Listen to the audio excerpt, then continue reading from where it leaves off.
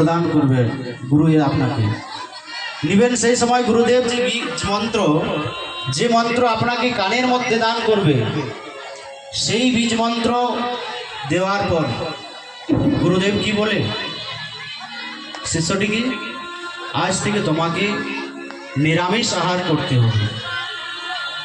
আগের থেকে তুমি যে মাংস ভক্ষণ করে এসেছো,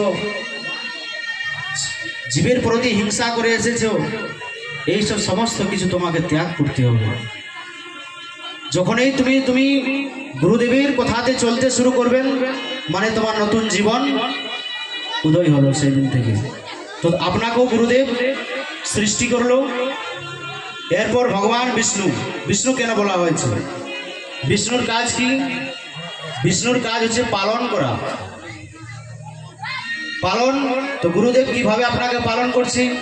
যে বীজ মন্ত্র আপনাকে কানের মধ্যে প্রদান করেছে গুরুদেব, সেই গুরু মন্ত্র আপনি প্রতিদিন জপ করতে থাকবেন, ভগবানের নিত্য ধ্যান করতে থাকবেন। আপনার মন ভগবানের প্রতি লীন হয়ে যাবে।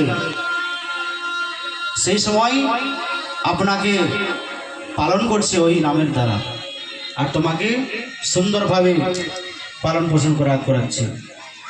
এরপর গুরুদেবকে মহেশ্বর কেন বলা হয়েছে? এই যে আমরা পাপ সমস্ত করি, পাপ করি তো, এই সমস্ত পাপ যখন আপনি গুরুদেবের মন্ত্র নাম জপ করবেন, সেই সময় আপনার যত পাপ আছে সকল পাপগুলো ধীরে ধীরে নষ্ট হতে থাকবে। তাহলে ভগবান মহাদেবের কাজ হলো সংহার করা।